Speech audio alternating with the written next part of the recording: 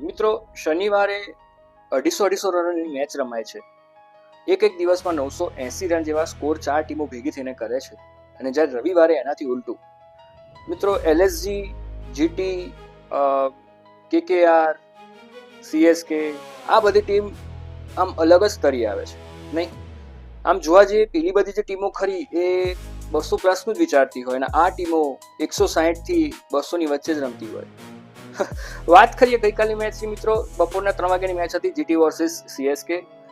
એવું લાગતું હતું કે રસપ્રદ મેચ રહેશે, પણ જે પ્રમાણે GTએ CSKના બેટ્સમેનોને અંકુશમાં રાખ્યા અને એમની જ પીચ ઉપર જે પ્રમાણે દમ બતાવ્યો એ જોતા એવું લાગે છે કે GT આ વખતે સ્ટ્રોંગ કન્ટેન્ડર ટોપ 4માં તો કહી જ શકાય.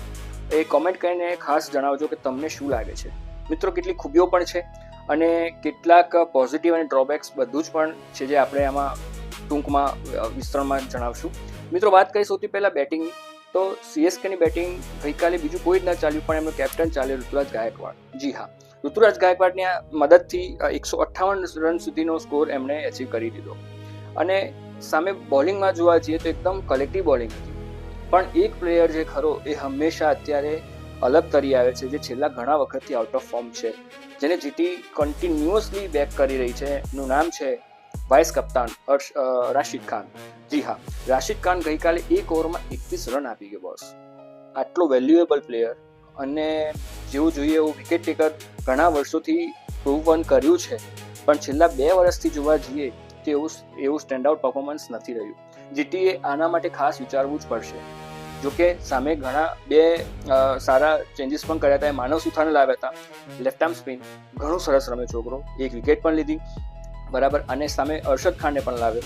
અરશદ ખાન પણ બહુ સારી બોલિંગ કરી, 4 ઓવરમાં 46 રન આપીને આઈ થિંક 2 વિકેટ પણ લઈ ગયા. સારો બોલર છે, સ્ટેન્ડ આઉટ બોલર છે. લાસ્ટ ઓવરમાં જો કે રન વધારે પડી ગયા અને એકાદ કેચ પણ સારા એવા ડ્રોપ આઉટ કર્યા, પણ સામે જોવા જઈએ તો સારું એવું પરફોર્મન્સ ગુજરાતની બોલિંગનું રહ્યું.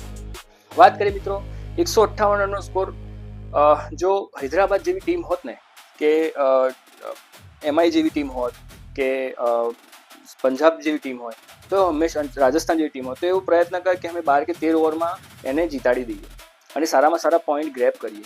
પણ ગુજરાતની ટીમ ઓલવેઝ એક સેફ ગેમ રમવામાં જ માનતી હોય એવું લાગે છે. શુભમન ગિલ, જોસ બટલર અને સાઈ સુદર્શને કલેક્ટિવ પરફોર્મન્સ કરીને 159 રન લગભગ 16 ઓવરની અંદર પતાવી દીધા. સારું પરફોર્મન્સ હતું, પણ મિત્રો કદાચ આ પોઈન્ટ ગ્રેબિંગ માટે, સારી રન રેટ માટેનો આ બહુ સારો ચાન્સ હતો જે ગુજરાતે ગુમાવી દીધો. મિત્રો, તમને શું લાગે છે, ગુજરાત પ્લેઓફમાં આવશે? કોમેન્ટ કરીને ખાસ જણાવજો. બેટ બોલની વાતોમાં નવા હોય લાઈક કરજો, શેર કરજો, સબસ્ક્રાઈબ કરવાનું